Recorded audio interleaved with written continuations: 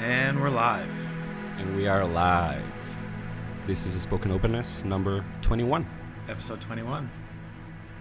And, we said we wanted to begin this episode by talking a little bit about the vision for this experiment. Yes.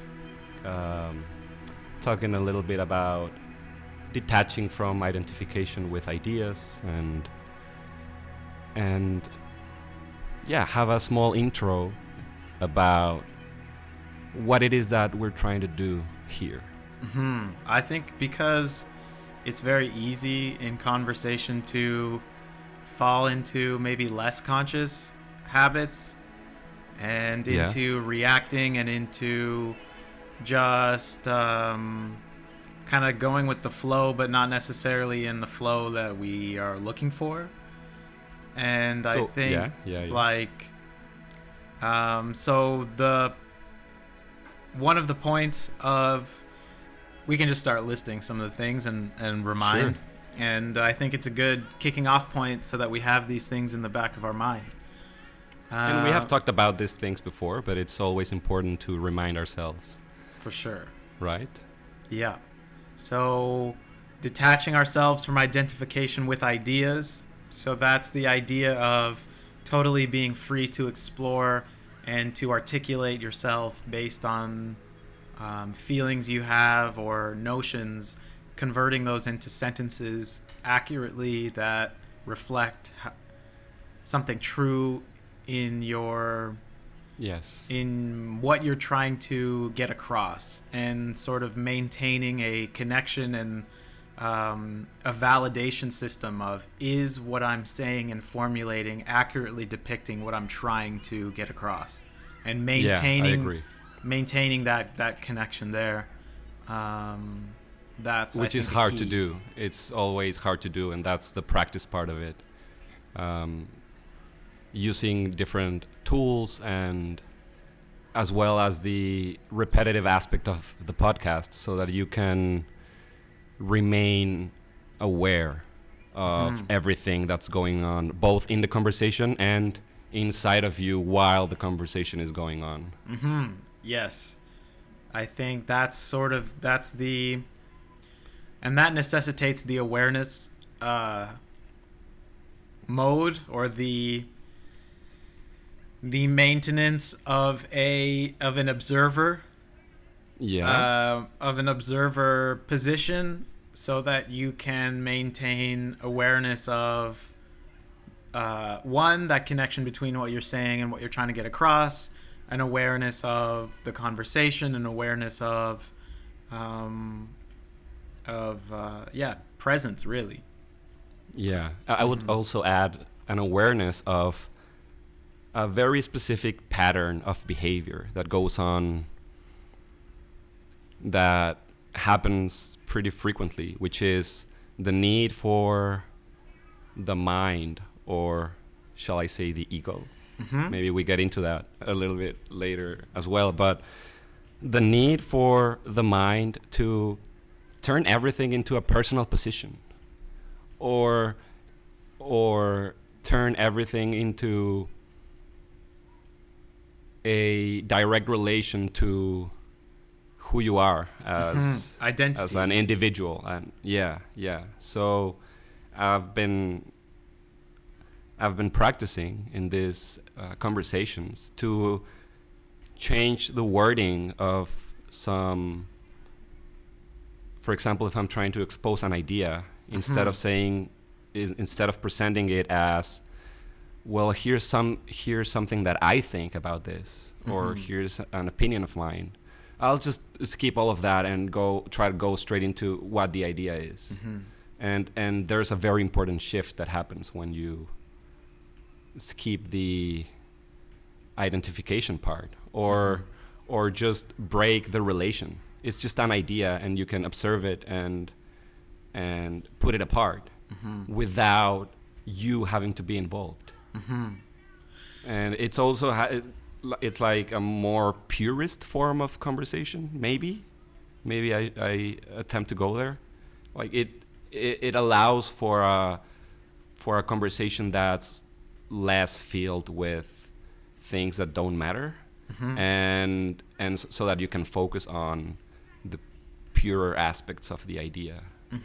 Well, I would say I agree in the sense that I think that when there is a tendency to gravitate towards identifying with the idea, the more there is an identification with the ideas, the more likely the conversation will lose the conscious aspect of it and will go into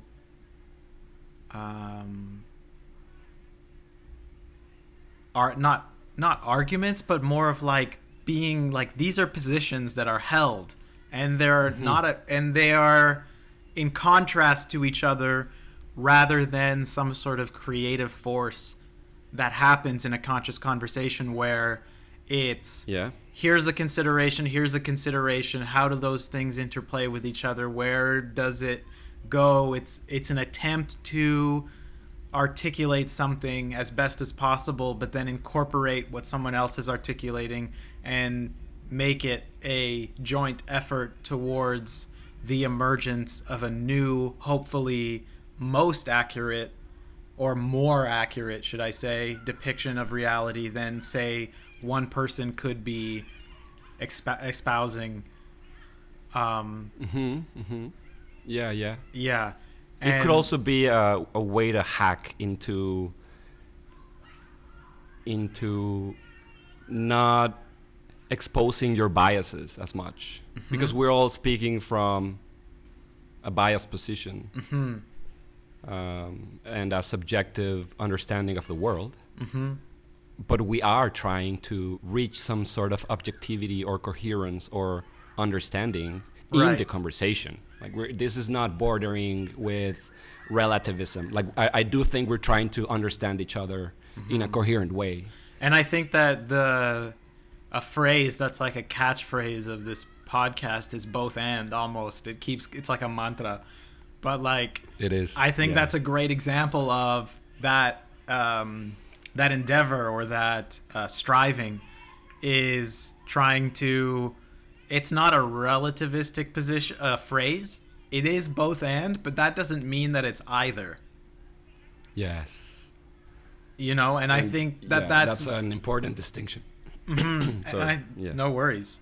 And that's I think. Maybe we'll edit my monster voice out of the podcast. No, we leave it in. Just like we leave in these kids playing nearby in this playground that's probably on my mic. Yeah.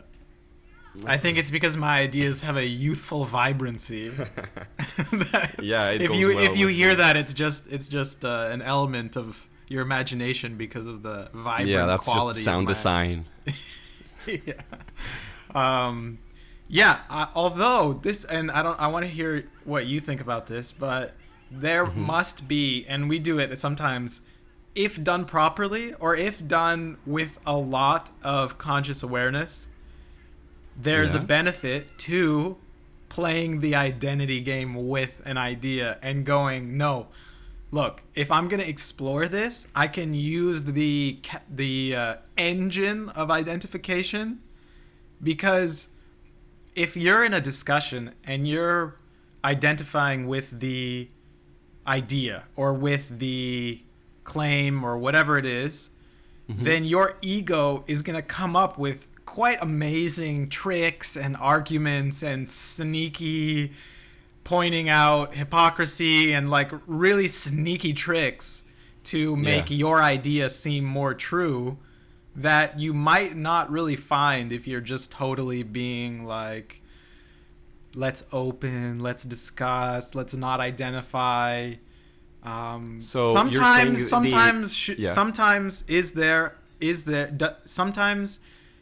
does the attempt to come to truth necessitate or justify the adopting of identifying with ideas for the goal of exploring that ideas, because of the fuel that gives your explorative and you know what I'm saying, But that's not the point Yeah, of this yeah, podcast. I Does think it so. fuel your ability to investigate with more vigor and in ways that maybe you wouldn't have if you hadn't Mhm. adopted the identification? I personally think so. And then that's the identification right there. Like, that's my subjective Yeah. understanding of my worldview Yeah.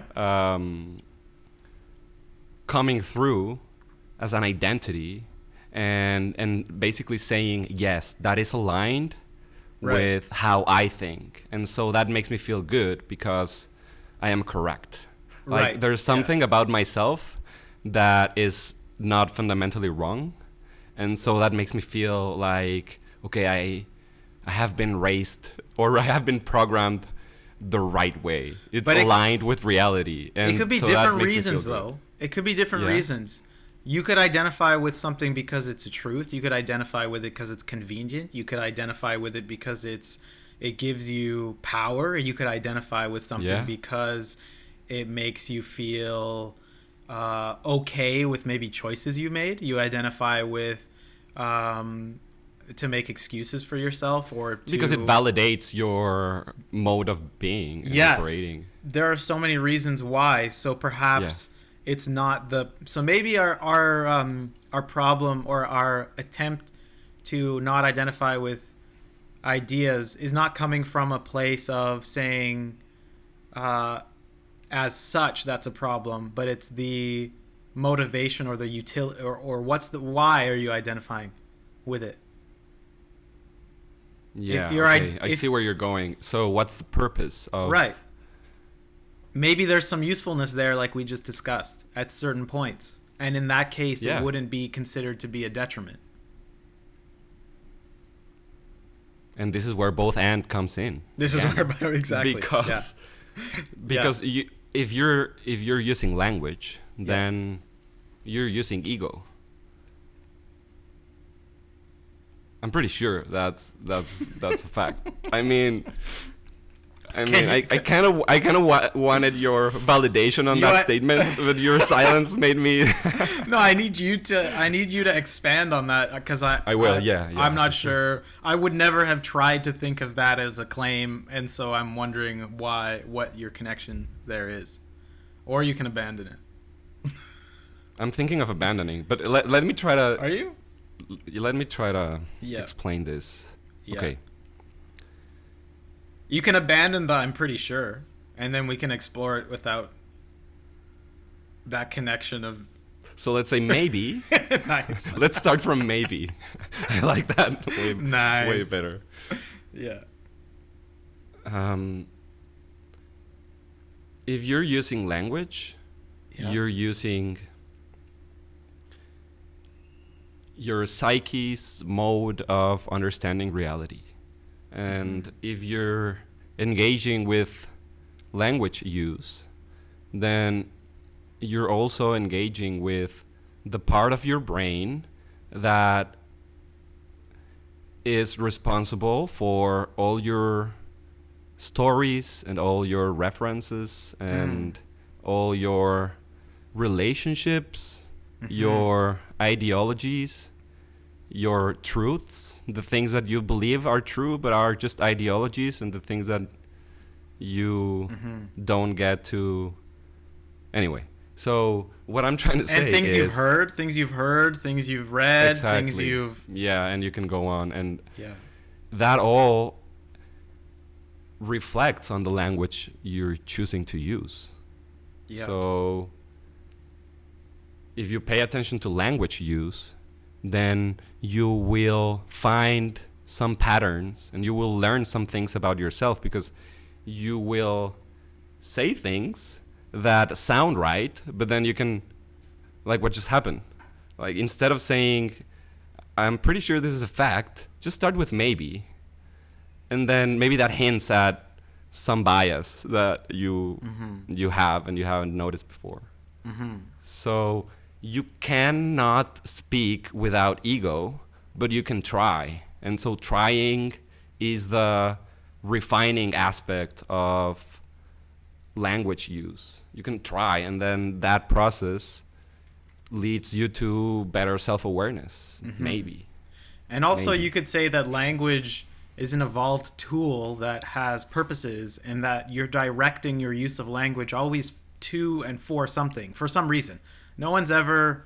I mean, if you're Yeah. if you're babbling on and you're just saying nonsense, or you're just saying words, and you're not like, then maybe there's no purpose for that, or I mean that's hard to argue with, right? I could try to come to a reason or a claim about how someone who's just saying nonsense words is still speaking from a place of that having a purpose of some kind. So Yeah. in that sense too, you could say that the way we're communicating, or our desire to try to be unbiased and to try to understand things without identifying, like that's our ego wanting to make this our ego directing our use of language. I mean, so Yes. I think that's Yeah. true. It's in play in many different ways. It's definitely there. That makes sense to me for sure. You can't get rid of it, You can, but you can try to. and you don't want to get rid of it. calm either. it. Sometimes it don't- depends on the. You don't want to get rid of It it. You depends want on to the remember. intensity, I guess. Yeah. You want to remember that you're a person having a conversation. That would be bad if you I agree with you. forgot but that you were a person. for sure. But But so many people are trying to forget that they're a person. They're trying to. So many people are like actively doing exercises every day to forget their personality. Like this is a thing. Right, like their there's- personality, but not that they're a human being and what legs are, Yeah. and that they have a body and that they can eat, or what food is, or that Sure. they're not a. Yeah. Yeah. Agree. Yeah. I guess a more specific way to put it is trying to forget aspects of or of your personality or patterns of behavior that are not Yeah. useful anymore. I like the concept of personality and ego as clothing that you wear. Yeah. That the clothing that you wear, that I'm a this, I'm a that, I'm a this, I'm a that. And I think that I don't know, you're saying some people are trying so hard to get rid of or to remove the personality, forget their personality. I think you're talking about perhaps like long-term spiritual practitioners. That's But also maybe the group of people. short term. I mean, there's a very popular branch of yoga or style of yoga that, I mean, I don't want to point any fingers, but But still it has a spiritual practices. very popular exercise that is literally called ego eradicator. There's tons of tutorials on YouTube, and a lot of people are doing it on a daily basis. And it could only be that it was named incorrectly, but just the name of it, if you're a beginner and you're not really familiarized with most of these terms and their implications, it could lead to belief that ego is wrong and that you need to eradicate it so that you can live in the present, because the thoughts are the thoughts are between you and your experience of the present moment. But that's just what I was asking, is because you said lots of people, and so I was just clarifying what you meant by lots of people. It was people on spiritual paths, or people who are adopting spiritual practices. Because I think that is I mean, that's fundamental to definitely Eastern spiritual paths. But just to make a quick parenthesis, I was referring way more of not people that responsibly go into a spiritual path, but I'm sure there's a lot of people that are running into this sort of exercises without realizing that they are getting involved in a specific spiritual practice. Sure, but you're still talking about spiritual practices. You're not talking about Okay, yes. Totally like random guy who's you were talking about spiritual practices. Sure. Yeah. Yeah. I am. Yeah, I think that's a focus, and I think the Okay. narrative is that Western or modern um, civilizations or cultures are focused on the ego and the individual and on material acquisition and attainment from that standpoint of I am a person that can obtain this and can obtain status and can obtain money and can obtain this and that, and that these things are the point of life, and that this is what generates happiness or fulfillment or so on and so forth. And Mm-hmm. that's what sort of was so attractive to the influx of Eastern philosophies and religions and mysticism, especially in the 60s. That was what was so attractive, was a rejection of it's not about the individual and the ego and the obtainment of material possessions. It's everyone is one conscious Mm-hmm. sort of Ego versus eco. system. Yeah, yeah, yeah, totally. Yeah, yeah, yeah. And I totally agree with you. And so going back to language use, I also wanted to briefly touch on definitions. If you're down, I don't think. Well, here I am again making it personal. Mm-hmm. Maybe ego and identity and personality are not interchangeable. Maybe they point to a different aspect of that phenomena. I don't think you need to say maybe. I think categorically they're different. Okay. Yeah. Okay. Okay. I don't think anyone claims that's why they have that's why they're their own word, I would say. Is because they're different. Mm-hmm. So then my thing would be it's not obvious to me how they're different, and I'm inclined to explore that because I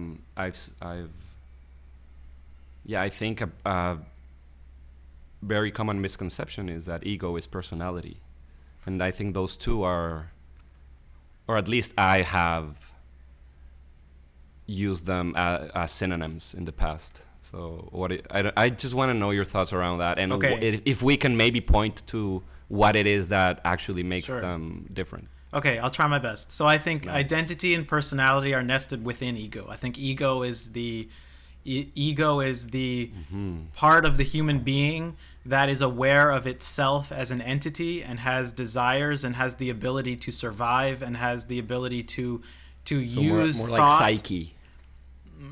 Sorry, more like I psyche. don't think so. I don't think so. Okay. Okay. Okay. No, Okay. I'll hear you out. I'll hear you. the ego is the thing that knows to put food in its mouth, not a different mouth.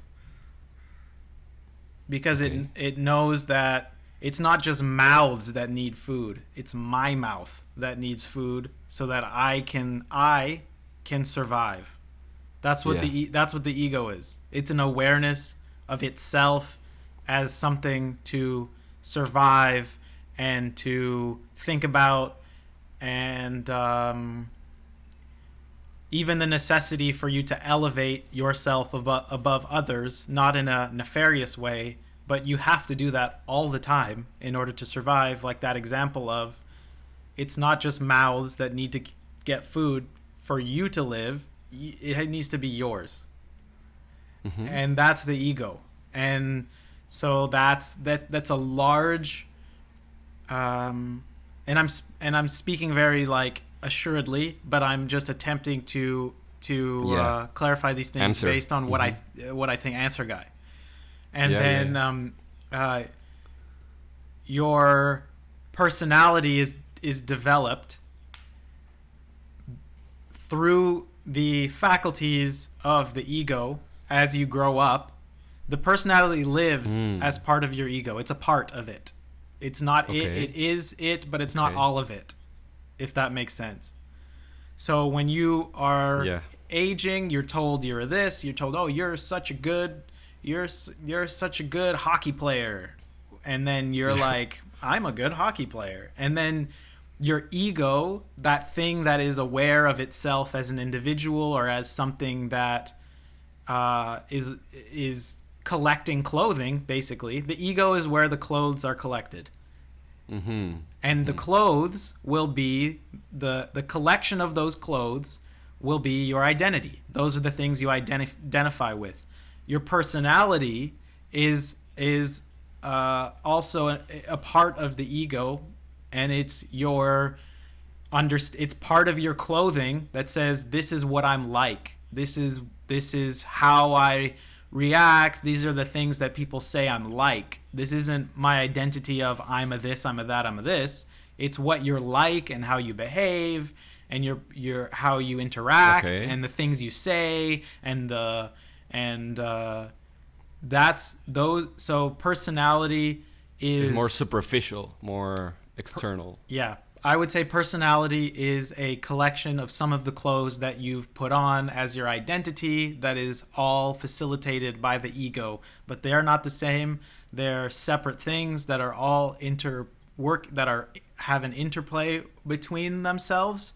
Yeah. That's attempt one. Mm-hmm. Yeah. I don't have anything to disagree, even though I was trying to find something that I could disagree with. Okay. Not actively, of course. Right. I don't want to I don't want to engage in a disagreement. Yes. Per se, but yeah, I mean, thank you for being Mr. Answer Guy. I think if I put you in that spot and you try to come up with it on the spot, yes, it makes for a more accurate definition, I think. Without what do you much mean accurate definition? Yeah, I actually think so. What do you Instead mean? of, if you come into a problem with a pre-questioning mindset, Mm-hmm. or a very scrutinizing I don't want to get there. Okay. let me rephrase. I think the fact that you attempt to just answer and not question it on the go, Mm-hmm. it makes for a space Mm-hmm. where answers can be found instead Yes. of more questions being found, and then, which is sometimes a good thing, but sometimes, like right now, if we're talking about personality, ego, identity, Mm-hmm. we want to find answers. Mm-hmm. And so all I'm saying is the fact that, and I think anybody can do this sometimes, if you question the thing yourself, Mm-hmm. you won't have the natural energy to bring the answer forward. Mm-hmm. You'll just find more questions. So maybe it's also a matter of mindset. Mm-hmm. And I found this happen to me sometimes when someone asks me something. I want to answer, and so Mm-hmm. I'll answer whatever Uh-huh. it is that I know. Totally. And when Yeah. I question out of my own curiosity, I sometimes avoid the answer or try to look in between Mm-hmm. whatever answer I think I already have.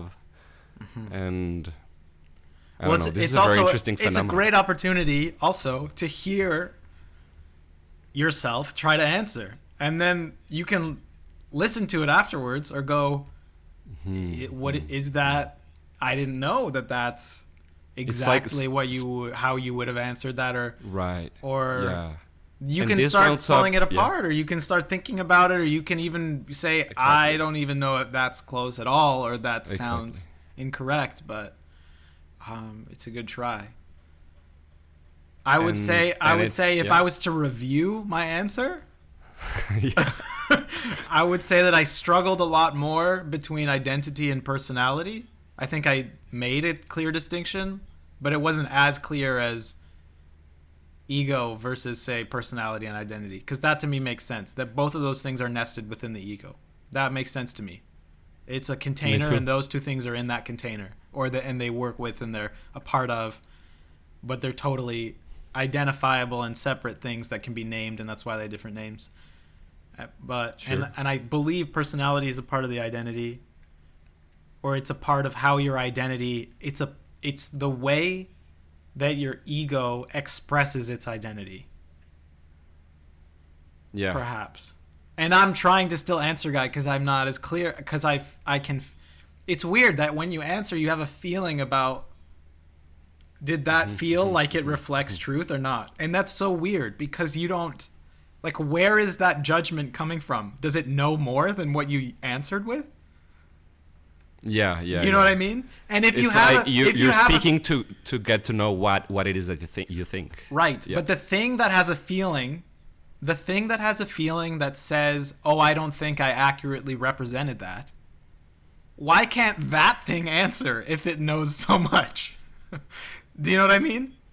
If there's Because that's Mr. Question Guy. no, That's because different from Mr. Answer Guy. no, because if there's a part of you that has a feeling that it wasn't true, that means that that thing has a better understanding of what's true and not true than the part of you that answered the question.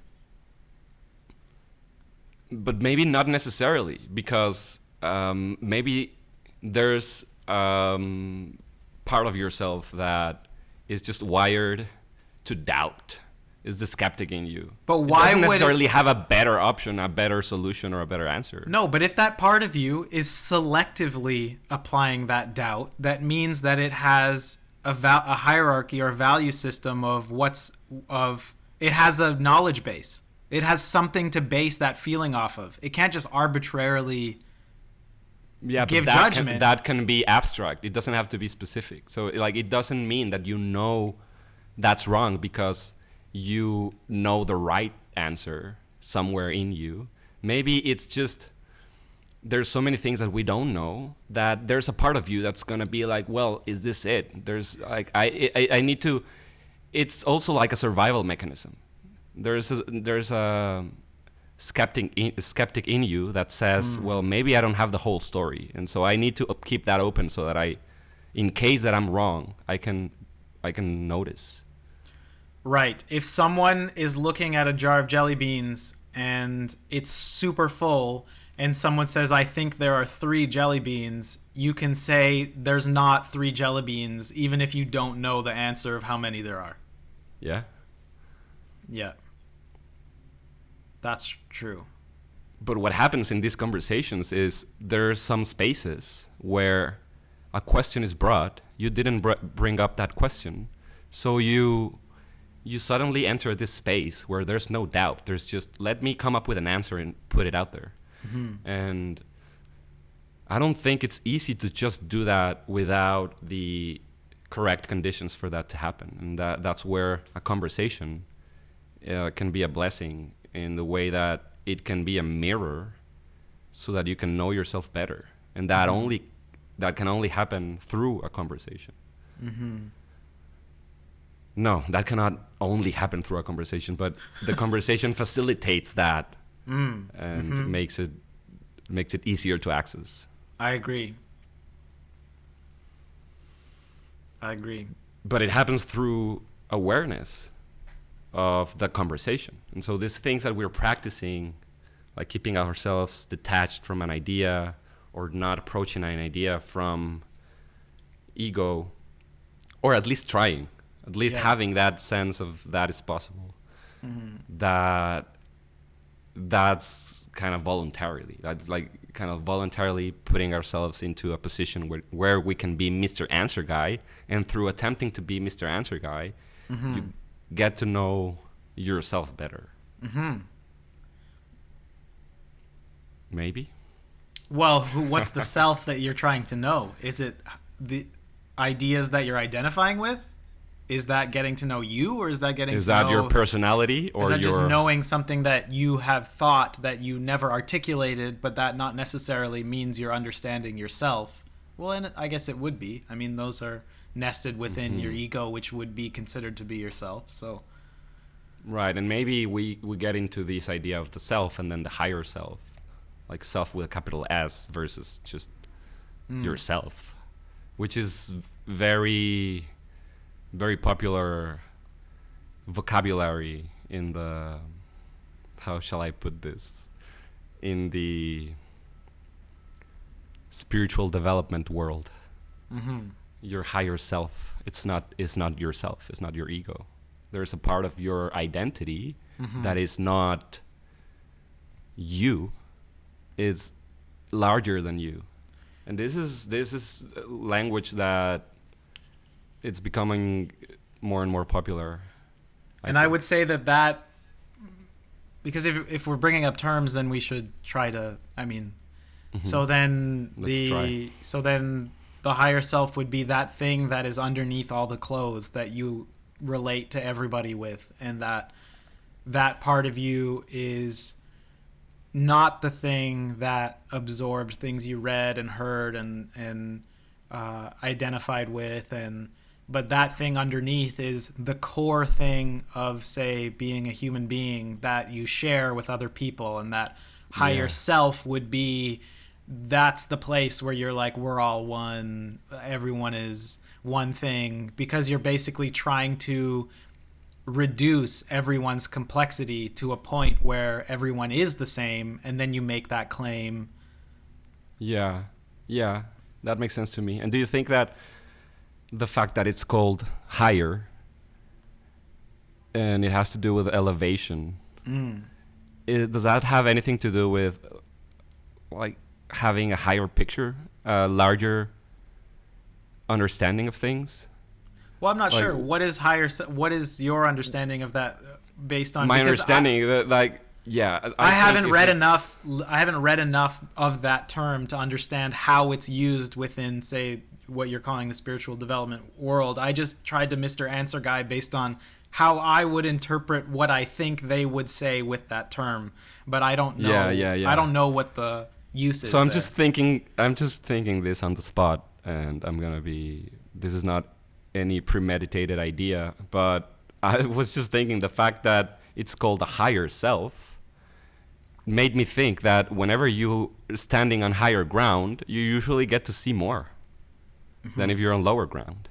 So that language choice, calling it a higher self, it makes me think of a larger capacity to be aware of things. Or higher is also attributed, or is also associated with like more awakened or elevated more from your let's say you could take it the Gnostic route, and you could say you're elevated higher above your animal instinctual animalness, and the notion that earthly and animal and that stuff is somewhat like gross and instinctual, and that that you elevate your consciousness above all that, and now you're closer to something more pure and something less driven by food and rage and emotions, and you're reaching a place that's elevated beyond that stuff. And so I think that's where a lot of the higher and lower comes from, is within that sort of Gnostic, and I mean many you rise religions above hold that. From those things. Yes, you rise above from those things. Yeah, and I think is that not the same thing as the idea of being on higher ground usually allows you to see more? And so that has a direct relation with knowledge. Like the more you know, the better decisions you can make, and the more woke you are, or the more enlightened you are, because now you know better than before. And that brings me back to that instinct versus intuition dilemma that we touched on, I guess, I don't know, 2 episodes ago, something like that.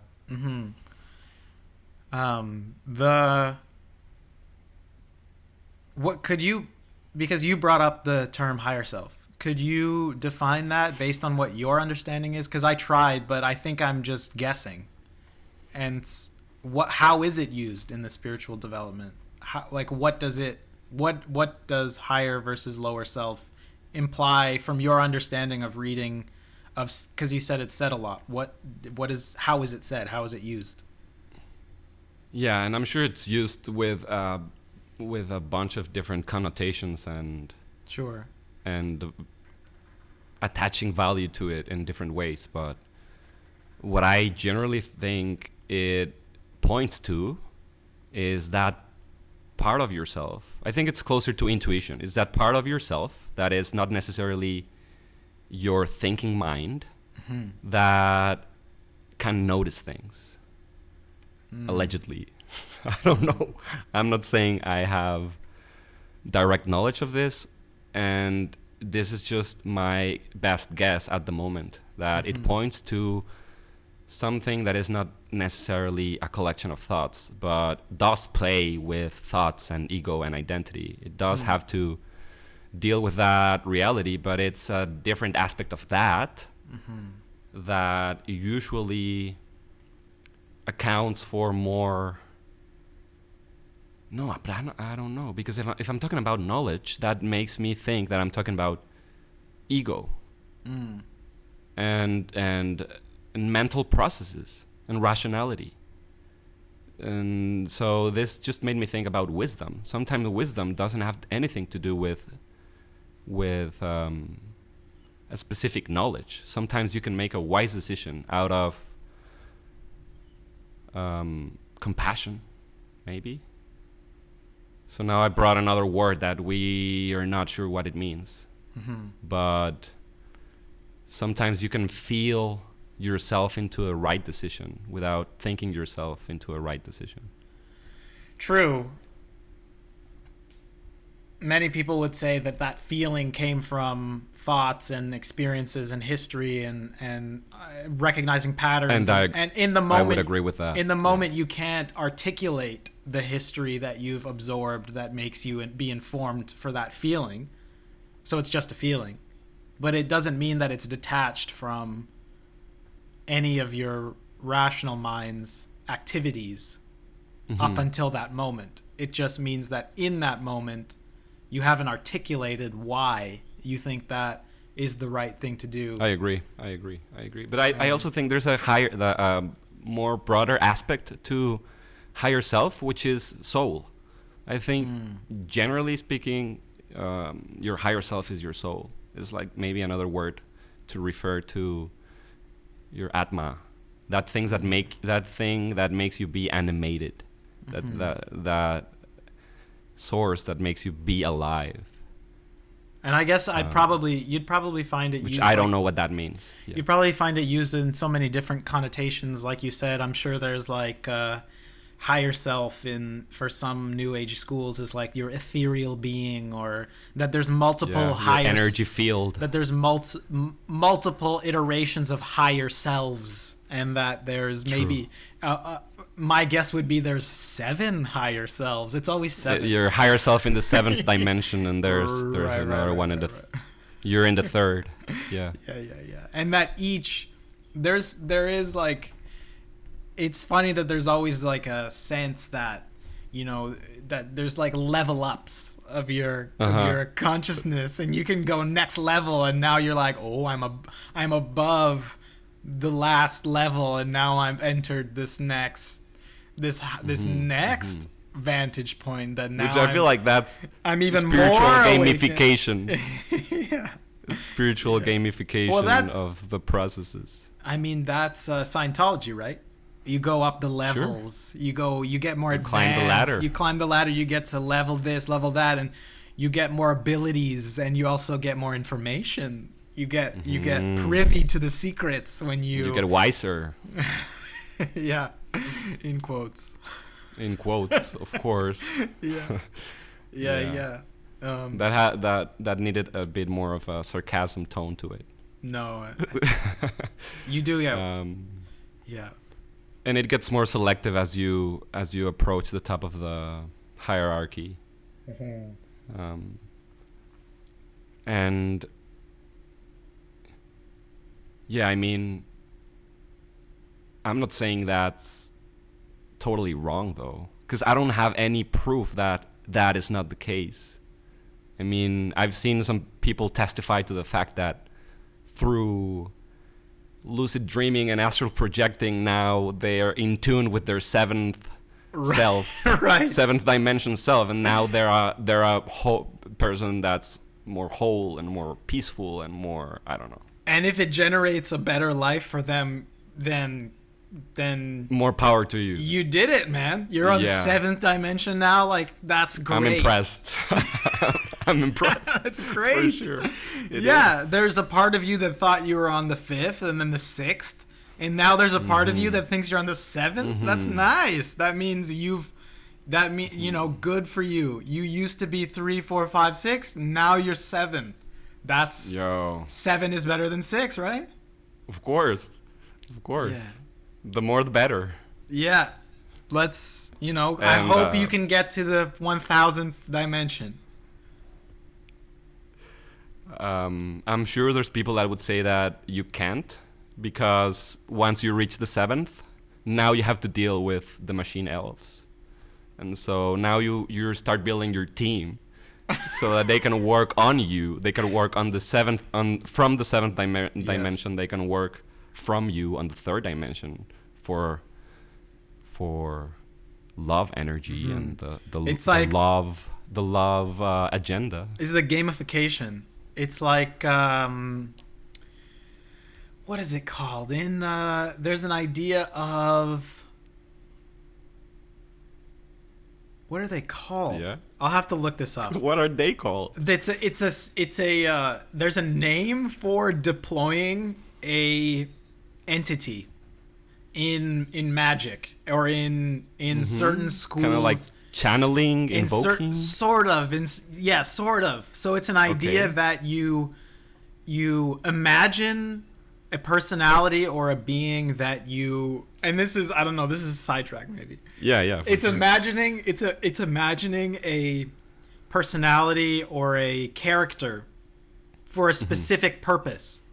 So maybe you want something in your life to get better, or maybe you want to have a better habit, or so maybe you create a reminder character for a certain thing, and say it's depending on what it is, you make them a certain animal, you make them a certain whatever, and you're gonna instill them with only this one perspective that you want to gain, and then you basically make them come alive through some sort of ritual where you mark a moment where you say, I've created them in my psyche and now they're awake, and then you utilize them and then like the idea, I don't know. You begin the work process. I think this might be part of like chaos magic, maybe.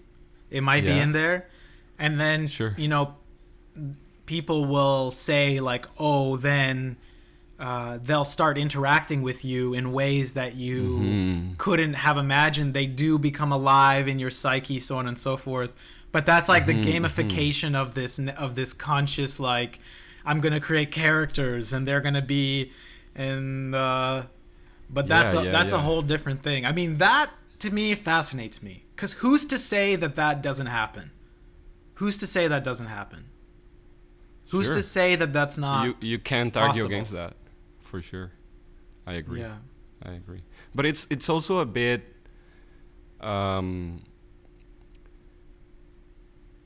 what's the word?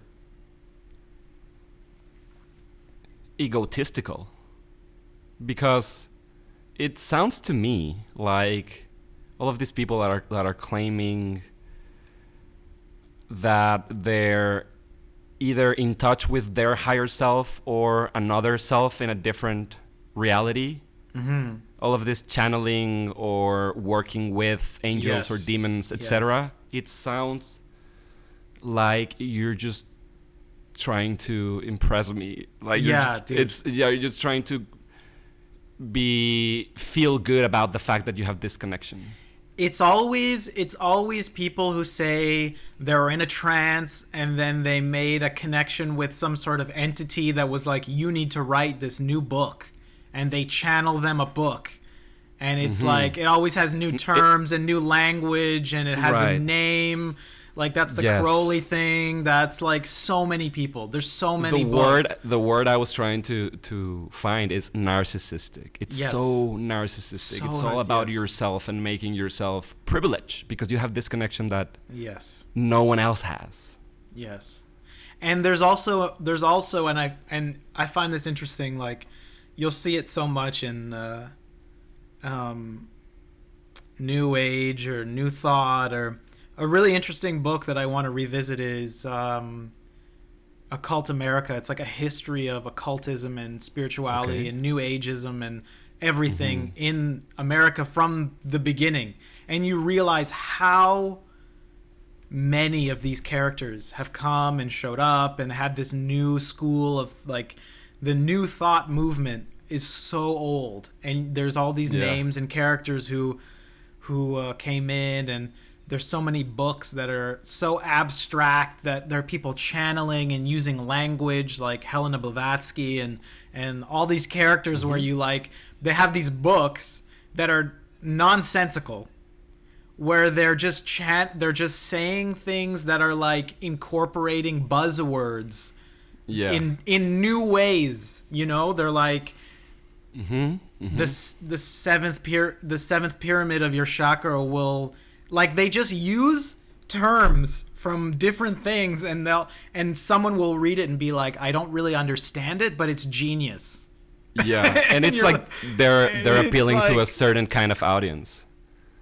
It Yes. feels like they're using those words so that they can appeal to people that think that way. The thing that's interesting, though, is they do tend, or some of them do tend, I would say Helena Blavatsky, oh my god, Helena Blavatsky is in this camp, is that they Okay. did have an unbelievable understanding of occult knowledge of all these things, Yeah. but then they throw them all together in this nonsense. I think the idea is that their unconscious is going to make connections. Like we were talking about earlier, there's parts of you that know things that other parts of you don't know. And through unconsciously just throwing things together, you will intuitively Totally. make connections that will be magical. And that, and what's funny to me is that the nonsensical is always revered by these people. It's like, you don't understand it, that's because it's genius and you haven't come to the understanding of the genius yet. And these people, that puts you in a higher position for sure, and like puts you in a position of authority to be like, I know this, and the fact that you don't know this, the fact that you don't know anyone who knows this, doesn't mean it doesn't exist. And I'm telling you, I know this. yes, And what I have to say right now is, I think that statement is a fact. The fact that you don't know something, and that you don't know anyone who knows that thing, doesn't mean it doesn't exist. So, I mean, I can think of an example, and it's probably the worst example, which is death. Like, no one knows what happens after death, sure, because no one's died and come back. And then someone say, oh, wait a minute, I know what happens after death because I died for 2 minutes, and it's clinically proven because I was in a surgical thing, and they called me dead, and then they can bring back whatever idea they have about death, even if it was a hallucination, right? Yeah. They'll bring back, and then from a position of authority, because now they know something that most people don't know, and that makes a fact.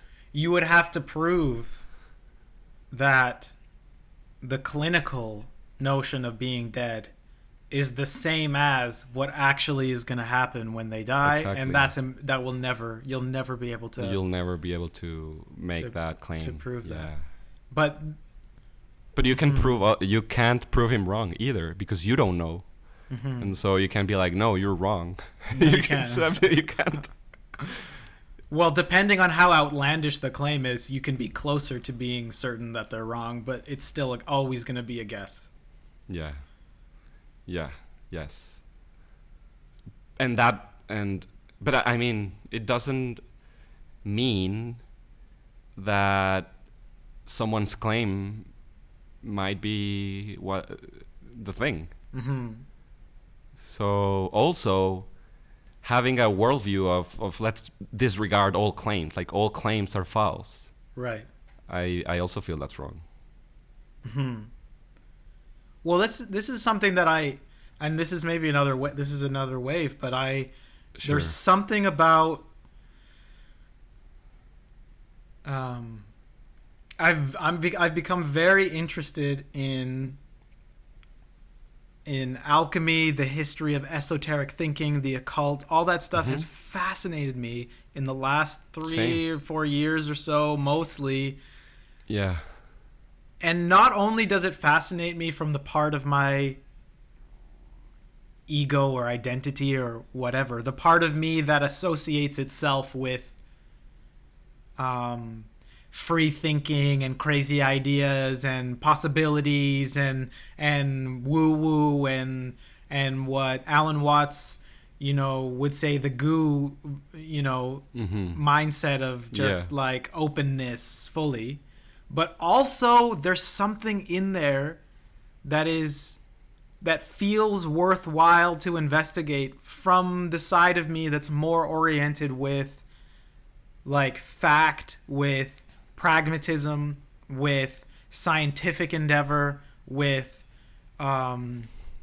objective truth, Rational thought.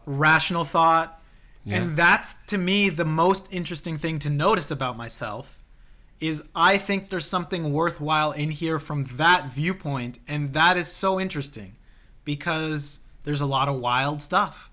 There's a lot of For sure. things that we would consider, this is nonsense, this isn't worth anything.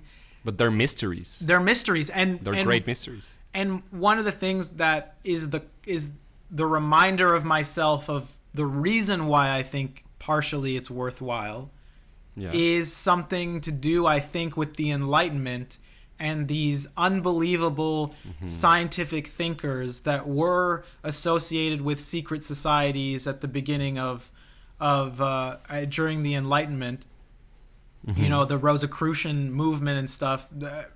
Dame Frances Yates has documented this the most academically, and the best. She did the best to show that these thinkers were heavily influenced and heavily involved with alchemical, occult, esoteric thinking.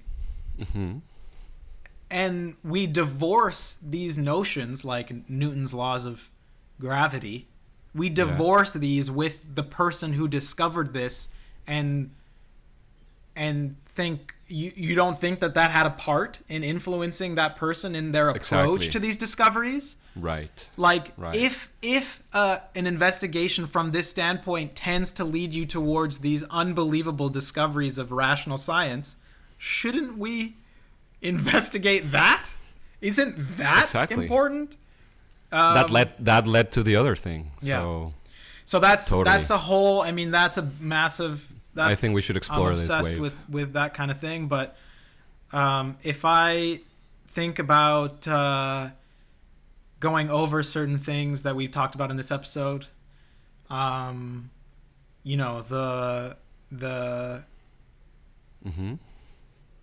the interplay between noticing when it's important or when it's useful to identify with an idea, to not write that idea off completely, but to know that there's benefits sometimes to the identification process.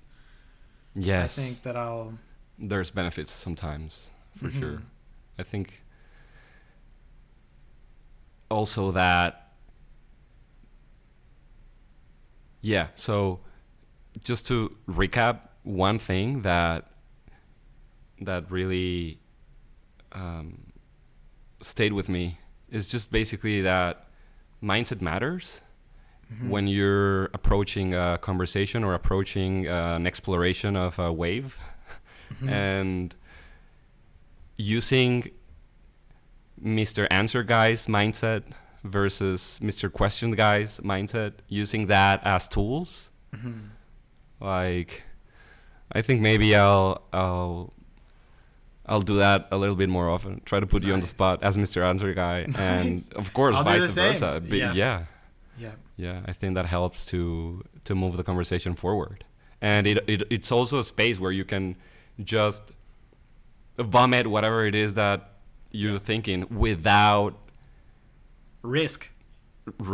Yes, without risk, and without making it personal, which is what we talked about from the very beginning.